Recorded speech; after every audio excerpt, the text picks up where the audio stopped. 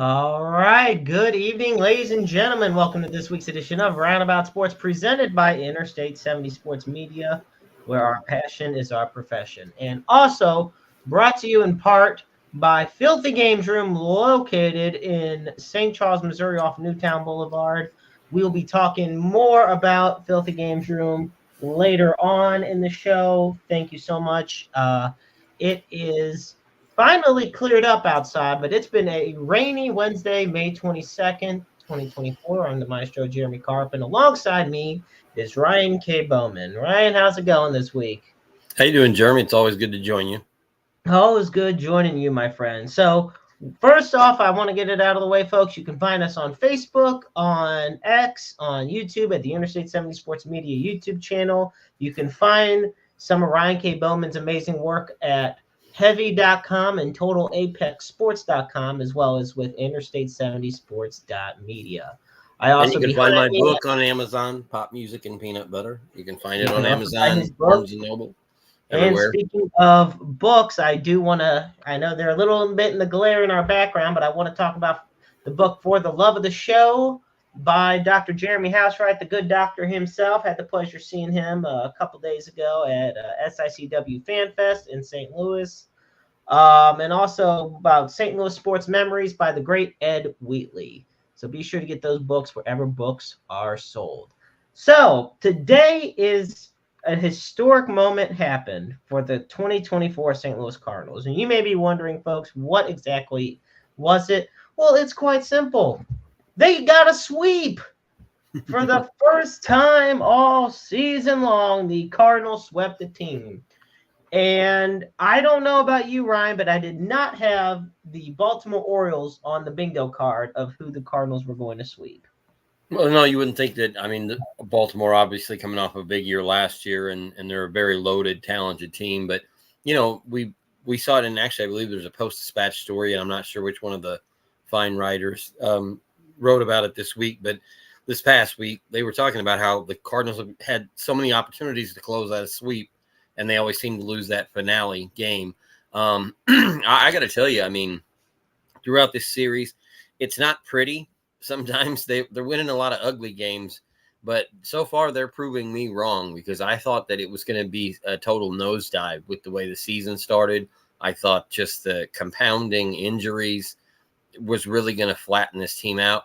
They responded so far. Now, I'm not ready to call them a postseason contender yet, but to see these, signs of life, and remember, there are still a lot of players scheduled to come back. There are a lot of guys who've been banged up that are going to be coming back. Contreras will eventually be back. We're always the Tommy Edman watch always continues, but this team really, they dealt with a lot of adversity early, and the one thing that you can respect about them is that they've answered the bell. They got knocked down to the mat, but they've at least gotten up and they're throwing punches still. So way more signs of life in the past since the last time I talked to you, and obviously a sweep. I mean, that's just kind of the icing on the cake. I think what I loved most about this is the fact that, the pitching has been solid for the most part.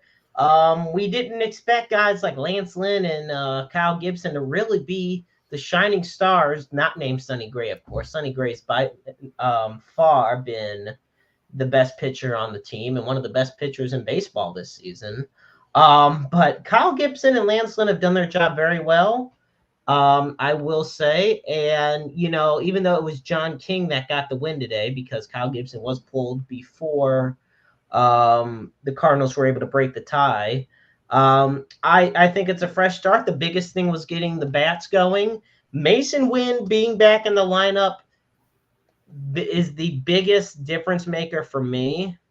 I know that he extended his hitting streak to 13 games when he hit his double, and he also hit his second home run of the season in the seventh inning, which gave the Cardinals a 5-3 lead. Bullpen hung on to give them the 5-4 win. I also want to say it's interesting. So this is the first time in 106 series the Orioles have been swept. The record the MLB record, I believe, for most consecutive series without getting swept was actually the 1942 to 1944 Cardinals, when they went 125 series without being swept, which is a phenomenal streak in and of itself. And I'm gonna have to do Henson commenting saying that he got a hat trick today, so I'm gonna have to ask him later on about how that went for him. But overall, great effort today by the Cardinals. Great effort the past few days. They are now just 3 games under 500. I know it may not seem like the most lavish thing to say and almost brag about, but given how bad the team started, they've really picked it up lately. No, absolutely. And it's a sign of, yeah, you're not getting what you wanted out of Goldie so far. You're not getting maybe everything that you thought you might get out of Arenado or hoped to get out of him. You've had guys again miss significant time with injuries. You've had 2 starters lose time with injuries, including right now. The mystery of what do you do with that 5 spot with Steven Matt's issues going on, which looks like they're going to last into June now. So I mean, as much as you hate to say, this is one of the premier franchises in baseball, and you expect them to always be a contender, that always be in the race. But considering everything they've dealt with, again, I'm not ready to say, oh yeah, it's going to be a miracle comeback and they're going to win the division or anything, outlandish like that. But just again, the signs of life and the fact that a lot of teams with less character would have thrown in the towel early on. So that's one thing that you can give this team credit for. Yeah, and I think a lot of it is because of the grit and determination that these Cardinals have. I mean, and they've shown season amongst season that they are a very determined franchise, and they fight all the way through a season. And, despite the injury bug, they've persevered as best as they can. And they're working their way up. They're working their way up the standings. It is a long season still. The Central is anybody's for the taking. So I would say to any diehard Cardinal fans out there, every win, it seems like, is going to be a nail biter. It's going to always seem like it's never quite in the bag. They will not be a dominant team by any stretch of the imagination this season. No. But if they can keep eking out wins and, again, beating teams like this Baltimore series, that's not one you expect. You're not thinking you're going to go in and get 3 straight against the O's. And especially considering the track record, if you look at the last 2 seasons between these 2 teams, it's like night and day. But they outplayed them. For lack of a better term, it was like one game's master against the other. And the Cardinals at every turn seem to have an answer. And that's, you have to have those, and I don't want to call it lucky wins because that's kind of, downplaying what they were able to accomplish. But you got to have those breaks once in a while. You got to have those series where things just, those fly balls drop in every now and then. And you get that clutch strikeout when you're from a pitcher you may not expect it from. That's over the course of 162 games, that's a lot of times the difference between being under 500 and being over 500. Yeah, and looking at, this was a huge homestand for the Cardinals, and 2, they, Aaron Wallace tuning in and saying, quote, "I am always a diehard Cardinal fan since '92, and I've always been both a Cardinals fan and Blues fan ever since." Well, from St. Louis, you love to hear it. Jeremy, before you move on, I just to kind of expand on my point, I was told a long time ago, every team in baseball is going to win at least 60 games, and they're going to lose about 60 games. It's those 42 games in the middle that matter the most. And the games that, like the Cardinals have won against Baltimore, the games they pulled out against Boston, those are those 40 games in the middle that you got to take. And if they get enough of those, then yes, they crawl back into contention for a wild card spot. I was going to say, Cardinals have been 8-2 in their last 10 games. They were atrocious at home at first, and this homestand completely changed it. They're now 11-12 at home on the season, and they're tied for third in the division with Pittsburgh. They're both 5.5 back of the Milwaukee Brewers. But and then meanwhile, you look at the Orioles. Like I said, Baltimore was no slouch. They're just 2.5 back of first place in the American League East behind the Yankees. So having one of these series, and the Cardinals just had a big series against the Boston Red Sox. Overall, I mean, Red Sox are in third place. So right now, it's not just that the Cardinals are starting to stockpile wins. They're making statement wins. And a statement win doesn't have to be a blowout. It just has to be enough of a win to where, you go out there, fight, and you don't give up for the duration of the game. And the Cardinals have not given up. Honestly, they could have, because let me just put it into perspective for the game that got suspended last night. And it got resumed at about 11, so this morning. Gorman comes out in the bottom of the sixth. First thing he does is hit a home run. And a 2-run shot, 3-1 Cardinals. They end up winning. I mean, just like that, out of the gate, you go ahead, after all that rest. And, we've seen it in baseball time and time again, what happens to baseball players when they have a delay or something that the wait time that they don't want to have and what it does. So the Cardinals came out firing. And then, we saw it a lot this season so far where when the pitchers get behind, the pitchers, which are usually the strength, Gibson fell behind really early. An Arenado error did not help at all. So 3 runs, 3-0 Baltimore in the 4th inning. Just like that, you're like, oh, crap, here we go again. Series over, or I guess game over. Cardinals fight back, and they win 5-4. That's what we hadn't seen it all through April, and we were questioning it into May. Now we're in the tail end of May. We're getting into close to a week away from Memorial Day. I mean, Cardinals, they are not giving up. I tell you what, they may be giving up on someone soon. And because I was going to ask your thoughts about this, I when we were messaging earlier today, I thought, no, I'm going to save this for the show. Dylan Carlson, I mean, is it time to kind of say he's a 4A player? I mean, I believe he's 3 for 29 on the season, batting around 100. I think I can look up the stats real quick. I got it, and yeah, Dylan Carlson's hitting 120. I've got 103, and that he's 3 for 29 on the year. Okay. And that's just, I'm just looking at the updated stats through Google. But I was going to say, it doesn't show the one from today from what I have. So yeah, I totally believe that he's hitting 103. This is, this is a guy too that has everything. When you look at him, he's a switch hitter. He's got some power. He looks like a big league player. Obviously, we know he's got Gold Glove talent in the outfield, but he just, for whatever reason, it's just never worked. So, okay, the Dylan Carlson conversation. Here we go. Now, Carlson's been in the organization, has been on the big league roster in some way, shape, or form since 2020. Now, he was a number 1 pick too, wasn't he? A first round pick. Yeah. So he's a career 240 hitter. He's hit 34 home runs.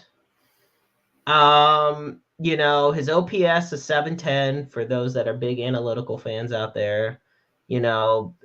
On base percentage is about 320. The thing of it is, there's just much better in the organization. I feel like what happens, Carlson's going to be one of those players, and it's something that's worried me over the past year and a half, especially as his injuries have started to take its toll, is that if you have a select group of young players that you want to build around, but you have to cut one of them loose, Carlson will be the one that would get cut loose. And, once again, I mean, and I hate to belabor the point, but the one they did cut loose has about 11 bombs for the Red Sox right now. Yeah. So for comparison, you said you said that Dylan Carlson's currently hitting 103. this season with only 3 hits, 3 for 29. Okay, well, let's put this in perspective. Tyler O'Neill is with the Red Sox. He's hitting 248 with 11 home runs, 17 RBIs, 35 hits in 141 at-bats, an OPS of 882. So 710, He's going to 882. hit terrible average wise. I mean, if he hits 260 in Boston, that's an accomplishment for him. But he's also on pace for, But 35 this is my home thing. runs. In the era of baseball that we're in, in a weird way, you don't need every guy on your team hitting 280, 300, stuff like that. But if you're going to be up in the lineup, look, give me Tyler O'Neill stats at, what did I say he was hitting? He said he was hitting 248. Yeah, something like that. So Tyler O'Neill's hitting 248. Give me that over 103. With no power, with no threat at all. Tyler O'Neill, even though he's 3 years older, yes, they still aren't giving up yet on Carlson, but at some point, and I'm a Carlson fan. I thought he was going to turn out to be Jordan Walker treatment, because eventually Jordan Walker is going to be coming back up. They did not send Jordan Walker down to keep him there. They sent him down because they need to help him hone his craft. Get better. If they are going to be legitimately having any kind of shot at the postseason, Walker has to get back to the big leagues and he has to hit. They need that threat, that extra bat in the lineup, that extra threat. Again, we brought up the O'Neill and Carlson thing. You have one guy who's a vacuum in the lineup, who's an automatic out almost, as opposed to a guy that might hit 240, but at least the opposing team has fear of him. They have fear of his power. And I'm not saying you're going to bat him third or fourth in the lineup. I'm talking about 6 or 7. The Cardinal lineup, unfortunately, at certain times, once you get past about the 6th spot, it kind of becomes, again, a lot of, these are sort of throwaway at bats. And I hate to say that, but it just seems like right now, again, they've dealt with injury. There's been some guys on the big league roster that probably shouldn't have been there yet, or at all, maybe. And it's just maybe now they're starting to get a little healthier. The veterans are starting to pick things up, and they're starting to get a rhythm. But again, as far as Carlson is concerned, even as a 4th outfielder, I just don't see him as an option because, again, he's an automatic out at the plate every single time. And if I'm the other team and I'm scouting a guy who's had 3 hits all season, am I afraid to pitch to this guy? Not at all. No, and okay, we got the Cardinals lineup I have the Cardinal lineup from the second game today, the one that they just won 5-4. All right, you mentioned about Jordan Walker having to be in this lineup. For them to be make any type of stand, any type of chance for the playoffs. So they led off today with Mason Wynn. They had Nootbaar, Goldschmidt. For the love of God, I know people are going to either love what I'm about to say or hate what I'm about to say, but get Goldschmidt out of the damn 3 spot. I just get him out. Yes, I'll be honest. He's been doing better the past week and a half. I will give him that. Because I remember covering the struggles he had, and then he started to pick it up a little bit. I'll give him that. But get him out of the 3 spot. Then you got Arenado. I'm sorry, I didn't mean to cut you off, Jeremy, but as weird as this sounds, he seems like he should be a number 3 guy, but he's always hit better in the number 2 hole for some reason, which is really, really odd. I always questioned why they did that before, but it seems like he hits better in that spot. For some reason. But anyway, carry on. I didn't mean to cut you today. They have Arenado at the 4th spot, Burleson, then Carlson. That right there, Burleson's probably one of the hottest guys on the team when it comes to being at the plate right now. And then Carlson, we already know his struggles, although Donovan, Donnie really got that inside the park, thing going. A little bit of little league home run right there. And they had Pedro at a catcher, Michael Ciani, who another young guy who just actually hit his first career home run in the big leagues not too long ago. A 3-run shot, which was so clutch.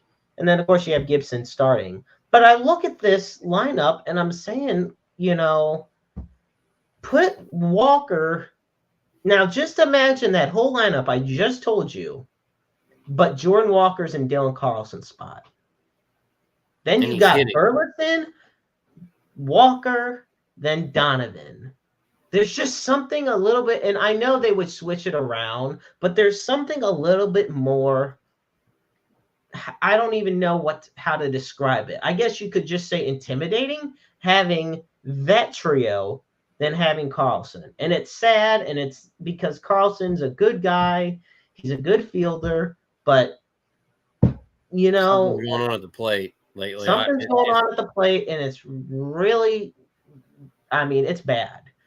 My vision going into the year was, okay, you're going to have the two vets and the two young guys right there in the heart of the order 3, 4, 5, 6, or however they 2, 3, 4, 5, whatever, of Walker, Goldschmidt, Arenado, and Gorman. And I thought, well, there's your RBI package right in the middle, Right. And hopefully Mason Wynn hits, and you got Tommy Edman maybe leading off or batting in the 2 spot, and you have the chance to maybe get some playmakers on base, and then the big bats, lighten things up behind them.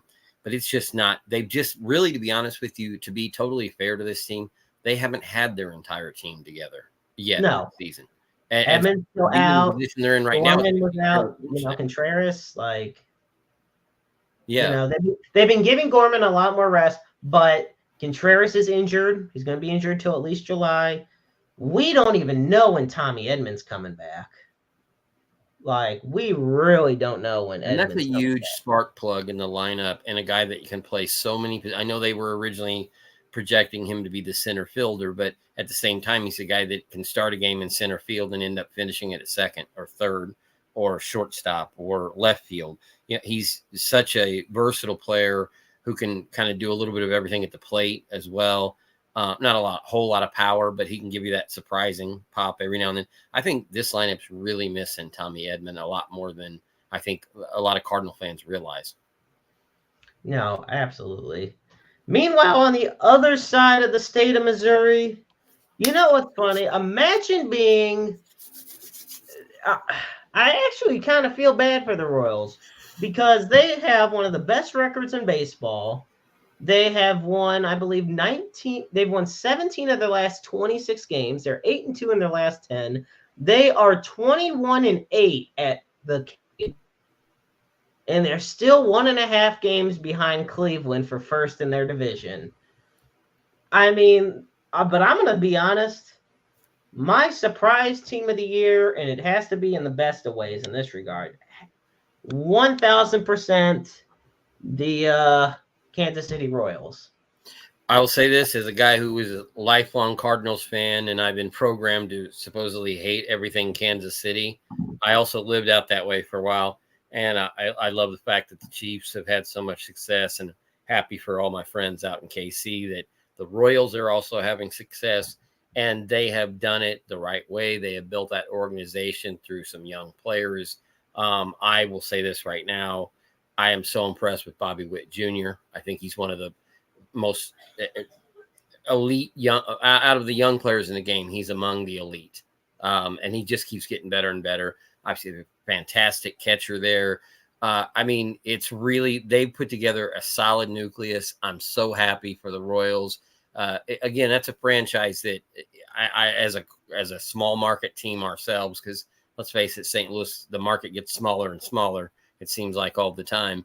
I think, and the fact that they're, right down I-70 from us, I think that, you should also pull for the Royals. I'm not a big sports hater. I love to see great stories, I guess, being a storyteller myself and a writer. And I think the Kansas City Royals this season, if they can pull it off and win the division, they're a hell of a story. Because it's a great mix of young guys in there. And I want to ask you, because you cover them a lot. I obviously don't cover the Royals. What happened with Zach Greinke in the situation there? Why did he not return to the Royals? Because I kind of thought he was sort of like the anchor of that pitching staff.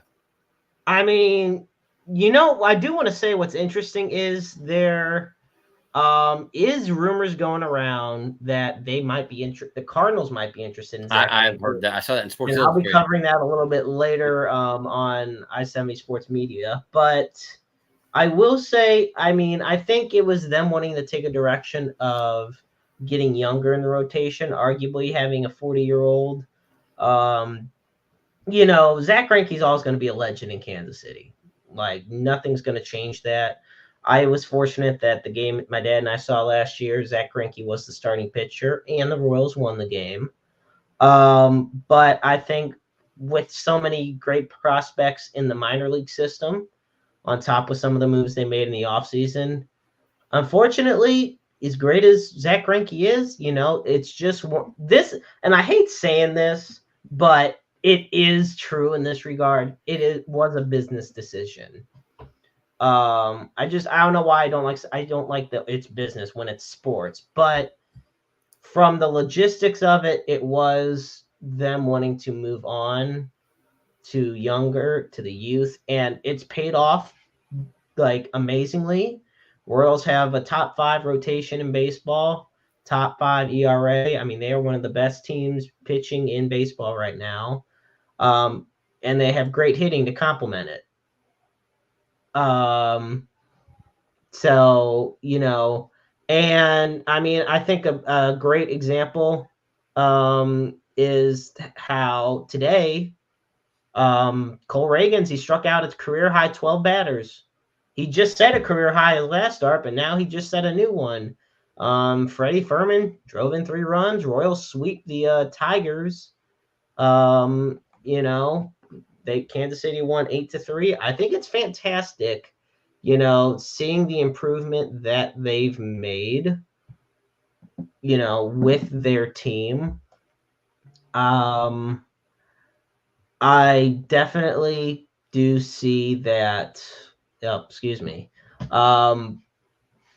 Velasquez, I mean, Vinny Pasquantino, and of course, like you said, Bobby Witt Jr. is an MVP candidate for this team right now, or for the league, not just obviously the team, and they've locked him in as the franchise face. As well they should. I do want to say before we continue, one player that doesn't get a lot of attention this year that really should, Salvador Perez. Yes, I think he's excellent. Okay? We talked about Carlson hitting 103. We talked about who was it? Tyler O'Neill with the Red Sox hitting 248.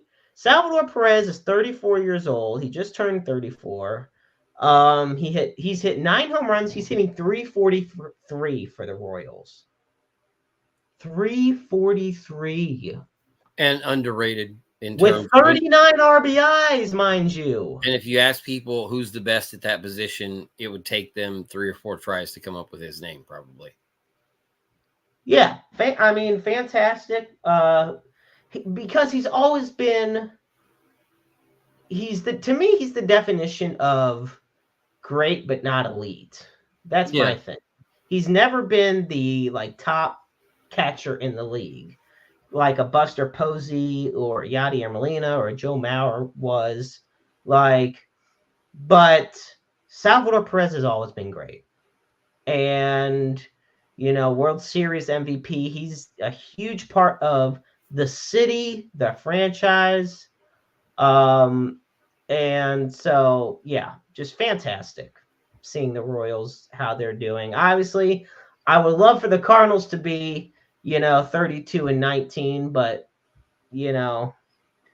there's, like we said at the top of the hour, there's plenty of time to turn things around. When I lived out in Jeff City, I got to go to see one game out in Kansas City. Love the stadium there. I just really liked the atmosphere, and it was fantastic. And so I have nothing but fond memories living out that direction and hitting Kansas City up every now and then. So, like I said, great city, great sports fans, and a pretty good team this year. And I think they're going to be good for a lot of years to come. Yeah. Well, folks, I just also want to point out Vinny Pasquantino has the greatest Italian name in baseball today. You don't get any better than that. Yeah, that is true. Well, folks, we've reached a halfway point here of Roundabout Sports, presented by Interstate 70 Sports Media, as well as presented by Filthy Games Room. Okay, so let me tell you folks a little bit about Filthy Games Room. Buy, sell, and trade. It is one of the largest actually in the Metro St. Louis area, up and coming video game and arcade stores. It's at 3479 Newtown Boulevard, St. Charles, Missouri 63301. They are open Wednesday through Saturday, noon to 8. They have video game tournaments. They have thousands of games available from Nintendo, Sega, Sony, Atari. Goes all the way back to the Magnavox Odyssey of the 70s and all the way up to the current PlayStation 5 and every generation in between. They got TVs for demos. This month they're doing a contest where they're playing Tetris on the NES, and the customer who gets the highest score will be getting $25 in store credit. So be sure to go in and get your chance. And be sure to see guys such as Ben Bizzle, Scott, Isaac, as well as Ari. They repair video games and consoles. They do such a fantastic job. Once again, that is Filthy Games Room, buy, sell, and trade, 3479 Newtown Boulevard, St. Charles, Missouri 63301. Proud to be in partner with them. With that said, we are back on Roundabout Sports. I'm Jeremy Karp alongside Ryan K. Boman. You know, I'm gonna be honest, Ryan. There is there's a lot of interesting little tidbits I want to just zoom through in the NFL. First thing before we get to Stanley Cup predictions and NBA, or I should say, yeah, NBA finals, like, yeah, Western Conference, Eastern Conference finals, and Stanley Cup finals predictions. First thing I have to ask you about in the NFL, what do you think about Roger Goodell wanting an 18-game season? Well, I think they wanted an 18-game season for quite a while. They've been pushing for that, and I think we're going to get one. I think that's sort of the number they've settled on. When they pushed past the 16-game threshold, everyone said it's a matter of time before they're going to ask for that next week. Now, I wouldn't have a problem with the 18-game schedule as long as I would say give each team 2 bye weeks, and do not expand the playoffs at all in any way.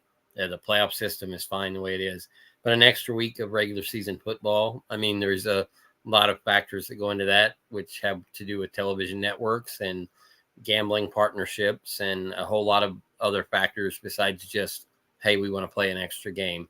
I think there's a lot of money involved in expanding the schedule, and money talks. And I believe that it'll happen.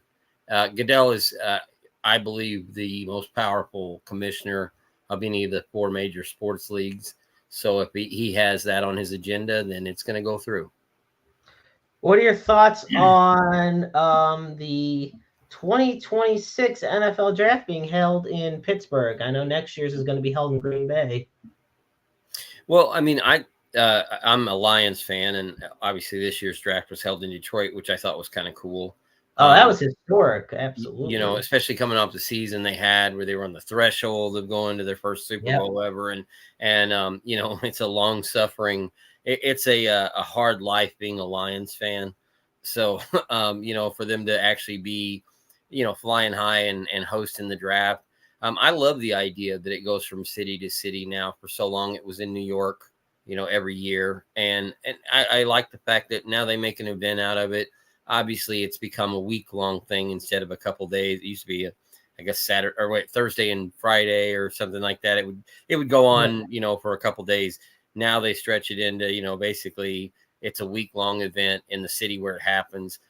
I love it. I mean, it's kind of just an extension of the NFL and how, you know, how they presented everything. You know, the Super Bowl is presented that way, and now they've been able to monetize the draft and market it in that way. And as a guy who's an NFL draft junkie, I'm for anything that, you know, kind of glorifies the draft. I love the idea that it's become just as much of an event as the games are. Yes, absolutely. Last week I talked to the good doctor Well, last week at the Fan Fest, I talked to the good doctor, Jeremy, about this. And on last week's show, I talked to Sean Ballin about this. What do you think about and I've given my thoughts on this countless times, but what are your thoughts on what's going on with Harrison Butker and the controversy surrounding his commencement speech at Benedictine College? But I mean, he has his beliefs. I think that kind of what he said was, I'm not exactly sure what his intent was behind his words, but as someone who has 4 daughters, I'm the father of 4 girls. That's not the advice I would give them. I would say, you have to be fulfilled yourself besides just being a mother and a wife. And I mean, it's, yes, of course, I want my girls to have, healthy home life and a family life and be with someone who loves them and they love them back and they care for each other. My oldest daughter, fortunately for me, I have a great son-in-law and she's in one of those situations. But at the same time, she's never lost her individuality. So I think his comments were short-sighted. I think they line up with probably his age range. I'm not sure exactly how old he is, but I would say that when he reaches my age, he'll probably have a way, especially if he ends up having daughters and watching them grow up in the world, he'll have a lot different perspective on women. But again, it's his right to say what he had to say. I don't think he needs to be cut from the team. I really think most backlash over stuff like this is overblown, whether it's on one side of the political equation or the other. It always seems like it's more what the blowback and the response in social media is than the actual point that the person made. Most of the time, it's not really as offensive as a lot of people make it out to be. Yeah.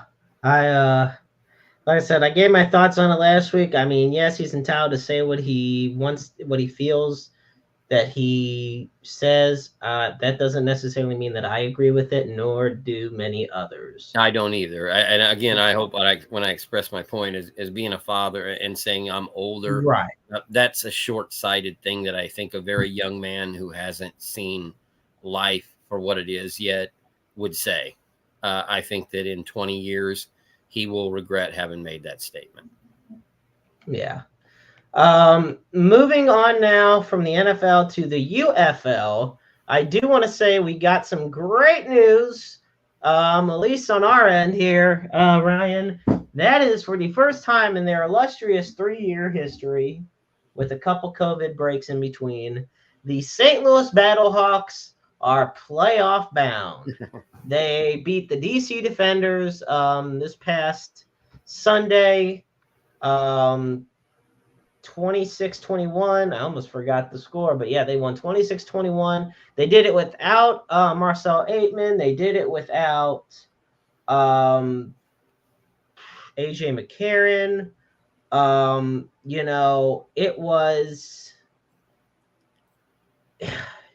It was a hell of a game. Manny Wilkins, it was the first time he started a game since he was at Arizona State in 2018. Over 32,000 were there at the Dome. They're undefeated right now. I think the star of the Battlehawks right now has to be running back Jacob Sailors. Out of the receiving game or out of the running game, Sailors has filled in nicely for Wayne Gallman and Mateo Durant. Sailors has definitely shined the most. I will say the biggest thing the Battlehawks need to work on, especially as we head into these final 2 games of the season, they need to work on the damn tackling. This team does too much arm tackling, not enough drive tackling. They are getting killed on third downs. There might have been only 2 or 3 times all game that the defenders could not convert a third down. This is a great front 7 by the Battlehawks. Very talented secondary, but the tackling needs to be worked on. And, what are your thoughts from last week's game, Ryan? Well, now I do want to ask you this because you are much more on this beat than I am. Are they going to get a home playoff game? So they are officially in the XFL conference championship. At this rate, most likely it will be at the Dome. I would be surprised if it's not, but yes, it is believed that they will be the ones playing at home in the conference championship. Well, all I can say is, and I only got to see clips of the last game, but the thing that blows me away, and it continues, and I know I'm not the first person by far to bring this up, but the absolute love affair that the St. Louis fans have with this team, and the fact that they almost feed off the momentum in that dome. I mean, when you say over 30,000 for a UFL game, I mean that's ungodly. And just the idea, I don't know what the other teams average, but I'm sure it's not close to that. And No, the idea that they're going to be playing in a playoff atmosphere in that dome with potentially 40,000 people in the stadium, I mean, it's just mind blowing to think that this team, who's, let's face it, this is a league that a lot of people just write off, but in St. Louis, it means something. And again, I'm just more, I've more stepped back and looked at less of the team so much and their performance. It's just the way they've been received. I was home. I was up. I live 100 miles away from St. Louis now, but I was up in the area this past weekend and saw Battlehawks stuff. I saw a guy wearing a Battlehawks jersey, and then I saw a young kid that had the cap and the T-shirt on within like an hour. And I thought, well, and this was on the east side. So I'm thinking, my gosh, I mean, it's like it's become a phenomenon. absolutely. Now I have to ask you this. I'm going to give you the floor on this one for sure. Are the Battlehawks, in your opinion, how do I word this? Okay, it's quite simple. Do you feel that the Battlehawks are the team to beat in the UFL? Oh, I think so. Absolutely. I think if I'm the UFL, I want them to be the team to beat. I want them to be the standard team, the standard for a franchise in that league because of the way that what we just talked about. They are considered a major league team by the people in their city. So it's beneficial for the league to see a team like St. Louis play in the title game and win a championship because I mean, they're going to get a parade here in St. Louis just like the Cardinals would. And that's just mind-boggling. Again, they have the talent. They obviously have the tradition. As you said, they've had a couple hiccups in their history.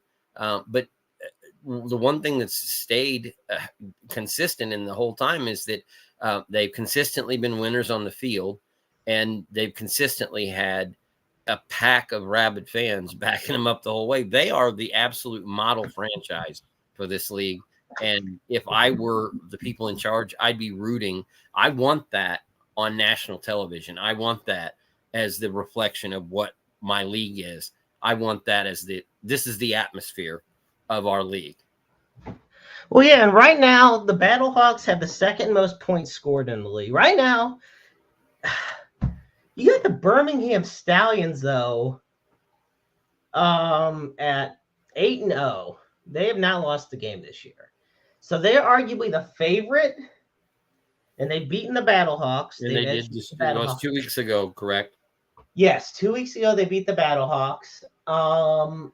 And looking at this, having the UFL championship game in St. Louis would be massive because it's like you said, you take a look at some of these other attendance figures for some of the other cities.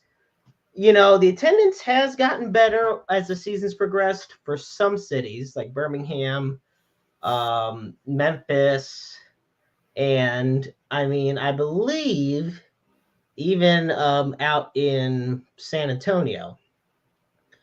But you look at Michigan, you look at Houston. Some of these teams are barely able to draw a crowd. You have it in St. Louis, have the UFL championship game in St. Louis, and if the Battlehawks are in it, hell, Ryan, we're talking. Well, we'll have over 50,000 fans. I was going to ask you, do you think that draws 60,000 to the Dome? Because you're going to have out-of-town people, I could see it drawing 60,000. Yeah. If the Battlehawks make the championship game, I say anywhere from 50 to 60,000 are filling in That at would be the nuts. at the Dome, because That would right be now insane. the capacity is 67,000. Yeah. I mean, you are not. And it's funny because the Battlehawks are the first team since the 2004 Rams to clinch a playoff berth as far as football teams from pro football teams from St. Louis are concerned. Um, so it's refreshing. The crowd was ecstatic. The party went on a lot longer than anybody could have expected at the in the parking lots and outside the dome. St. Louis has been rocking from morning until night with the Battlehawks. And this is the thing. Michigan 6-2 and Birmingham is 8-0. One of those two teams right now, let me make it clear. It's already set. The playoffs are set. I should have specified. St. Louis is going to face San Antonio in the XFL title game. Yeah. And then Birmingham's going to face Michigan in the USFL title game. Winners from those two games will meet on, I believe, June 16th and at the Dome. I mean, I'm not going to lie. It's gonna come down to the wire. It's a hell of a matchup for these teams. You talked about Birmingham being undefeated, but that the Battlehawks had the lead late in that game, and they could have really easily gone the other way. They had a couple mistakes late in that game that kind of cost them. Otherwise, Birmingham's not undefeated. Right, and but they got some very good players. They got Matt Corral, former NFL quarterback. They do got former Mizzou guy, good old Larry Roundtree III at running back. They got Gary Jennings, Amari Rogers. I mean, there's some good guys on the team offensively. They also got a guy who is a very good defensive end, but I just get a real kick out of his name, Taco Charlton. It's just all about Taco. But that aside, he is also a very talented. And they also got former Battlehawk Kenny Robinson. So, I mean, we take a look at it, and I'm telling you right now, Ryan, it's going to come down to the wire. St. Louis has, I believe, let's see. So I'm trying to remember the schedule right now. Right now, we're in week 8. Or I'm sorry, we're heading into week 9, and St. Louis is going to Arlington, Texas, to play the Renegades, and then week 10, the San Antonio Brahmas are coming to the Dome to face the Battlehawks. That game, I mean, we could very well be playing San Antonio twice in a row at home, which is the ideal scenario. It's people don't realize the UFL has been actually pretty exciting for its first season. They didn't know how the merger would go, but I think it's paid off. I think at least ratings wise, it's paid off well, but I don't know economically how well it's going. I will say this, and not that I get into a whole lot of gambling odds, but Stallions are minus 155, the favorite to win the championship. Number 2, the St. Louis Battlehawks are plus 235. So they are the second highest favored to win the title this season. So, I mean, again, the odds don't mean, much when you finally get on the field. But, and again, you're talking about a win or go home situation. So, it's, I mean, they have as good a chance as anybody. And from what we've seen, again, it's been hard. It's already hard to have a stable franchise at this level anyway, because you're going to always have your most talented players get plucked away to the NFL at some point. If you have somebody that's that good, they're going to eventually land on an NFL roster, at least in training camp with an NFL team. At the same time, if there is one franchise out of the old, out of the old league that's been the most stable in my mind, it is the St. Louis franchise. So, Right. I mean, even if they don't win it this year, you have a feeling they're always going to be a contender year in and year out. No, absolutely. And so shifting gears now. I want to go to the NHL. We got the Stanley Cup playoffs still. We have the Eastern Conference Finals and the Western Conference. Right now, you got the Florida Panthers taking on the New York Rangers, and then you got the Dallas Stars taking on the Edmonton Oilers. I'm just gonna say it, and you can say whoever you want. I'm all for seeing the Florida Panthers and Edmonton Oilers, but my pick is Edmonton all the way because I think I said it to Sean last week on the show. I've told it to countless friends of mine and family. Okay, the Montreal Canadiens won the Stanley Cup in 1992-93 season. That is the last time a Canadian team has won the Stanley Cup. I was born in 95. My birthday's in 2 weeks. I have yet to see a Canadian team win the Stanley Cup. I want to witness that just for the hell of it. So make it happen, Edmonton. Connor McDavid, lead the way. They had a thrilling series, one of the best playoff series I've seen, against the Vancouver Canucks. And so, well, let's see, 93, that was between high school and college for me that summer. So in between driving my Eagle Talon and chasing girls around, I saw that series actually. So yeah, I was about 18 at the time, the last time which tells you how long ago that's been, because you can see how old I am. No, it was, and that was I was older than you. That's the funny thing. I mean, what's that? I said, honestly, with the amount of facial hair I got, I kind of look older. The difference is you just have a few more grays in your beard. Well, I'm getting that salt and pepper gray thing going through here, but Just a little bit. But yeah, I used to have a baby face, but then it became more like a criminal face the more older I got. No, but honestly, I came out of that era, from the 80s when it was, the Calgary Flames and the Edmonton Oilers. And obviously we know all about the Canadiens and Toronto and all those teams that had these storied traditions. And then as the expansion started, and it seemed like, we saw the NHL go into warm weather cities, Canada became not nearly as prevalent. And of course, the Gretzky trade kind of changed a whole lot of the demographics in the game. With him coming to LA, and all of a sudden hockey was cool out on the West Coast, and, they were expanding into Florida, and, the kind of the identity of the league changed in the 90s. And it's ironic that it's been since then that a Canadian team's won a Stanley Cup. So I'm with you. And we talked about this before. I'm with you. I want to see Edmonton take it, just for anything, just to break this stupid streak that's, where the Cup's been basically here in the United States for the past 3 decades, or, that past 35 years or whatever it's been. It's our 30 years, I guess, technically. But, it's just, I'm ready to see a Canadian team hoist the cup again. I mean, let's face it, hockey, it's Canada's game. It's time that we see a team from the Great White North grab the cup in, and it might as well be Edmonton. That was the team I grew up watching dominate the league back in the 80s. So, and that's why I was frustrated that the Oilers had to face Vancouver, because that meant that one team had to be eliminated. Right.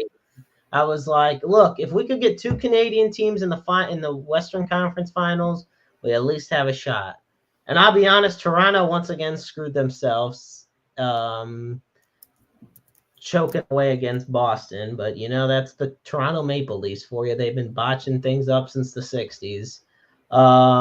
So, yeah, I mean, I'm looking forward to seeing it. And I'd like to see Florida and it's not even something disrespectful to the New York Rangers. But there's something about them. Probably the fact that Tarasenko's on the team. That's always just so nice. But yeah. So I'm personally going Edmonton and Florida for the Stanley Cup.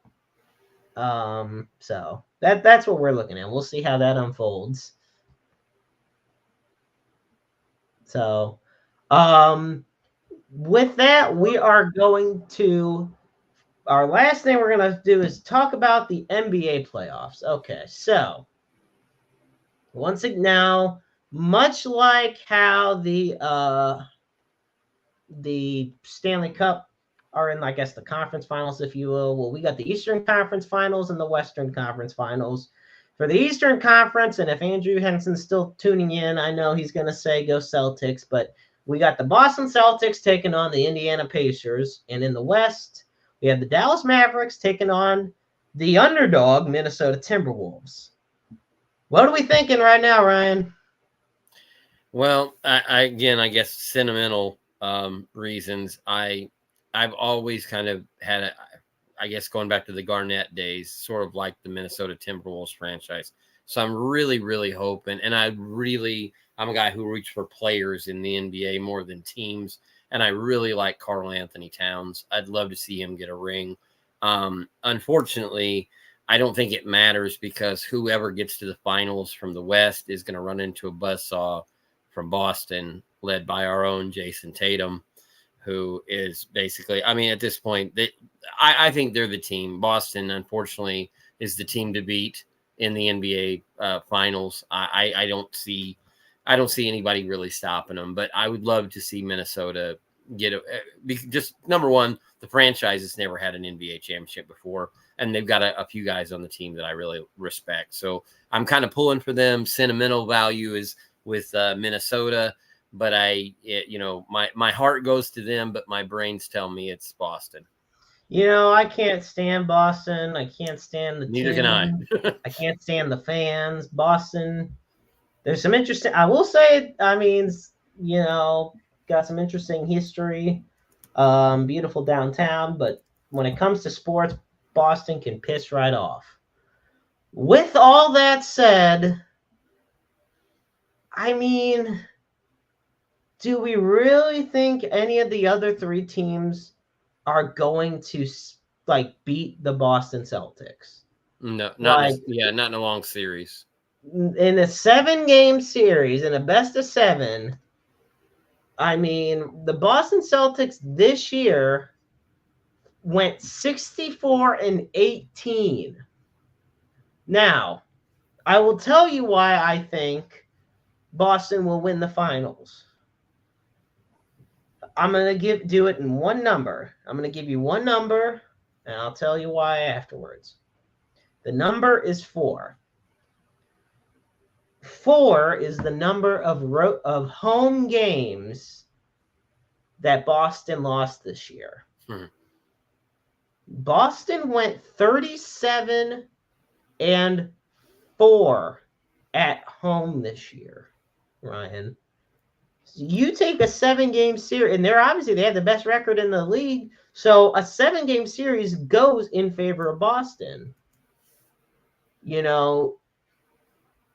don't want to have to go any. Now, I believe it goes 2, then 3, then back, forth. I will say this. If I'm the Celtics, just get it over with. I mean, I don't think Cleveland didn't stand a chance, and they had a great season. And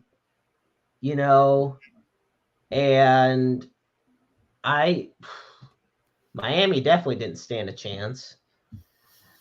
Boston is just Jaylen Brown is one of the best in the league. Jaylen Brown, everybody talks about Jason Tatum. Okay, I get it. They all want to talk about Jason Tatum. Why not? And of course, around here, why wouldn't we talk about Jason Tatum? He's from the St. Louis area, But Jaylen Brown, we're talking about a 3-time All-Star, an All-NBA second team. I mean, he's still just 27 years old. One of the best shooting guards in basketball right now. And when you have a guy like Jason Tatum on the court with him at the same time, it makes them even more dangerous. So now, obviously, we need a team from the West. You know what? let's just see what happens. Let's put Boston in the finals. Let's put Minnesota in there. Let's see them upset Dallas. They already upset the Nuggets, the defending champs. No point in a Cinderella story without, at least making it to the finals. So we're going to see what happens. I got the Celtics beating the Timberwolves either in a sweep or in 5 games. And I know in the next coming weeks we're going to be talking about it. But that's what I got. What about you, Ryan? I'd say 5 games. I'd say the same exact thing. I'd say Minnesota wins 1 of the series, but pretty much you see it. I think it's going to be kind of a dud of a finals. I think the Celtics walk over whoever they face. It kind of will. I feel like it'll remind me of it's 2022 when it was the Warriors and the Celtics. Celtics had a good team, but it just wasn't. It was the Warriors when they were still the dominant force in the NBA. Or like that Lakers Nets series back in the early 2000s when Shaq and Kobe. It was Jason Kidd's Nets team, and they got to the finals and they were a tough team in the East, but you get out there against the Lakers and I was gonna say that was the what's funny? That was the 2002 finals. And okay, yeah, that was, oh my God, that was a full-on sweep. And you know what's crazier? The 2024 Celtics won more games this year than the Lakers did that season. Lakers, I think, won 58 games. Celtics won 64.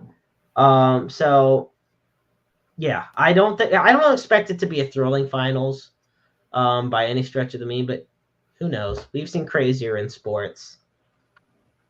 Yeah, I mean, and we've seen teams, and harkening back to just what I said about the Lakers and Nets series. At the same time, you saw a team like the Pistons pop up one time and have that magical year. You'll see. I can't believe the 2004 finals to this day. I'm just going to tell you that right now. I want to say I cannot believe.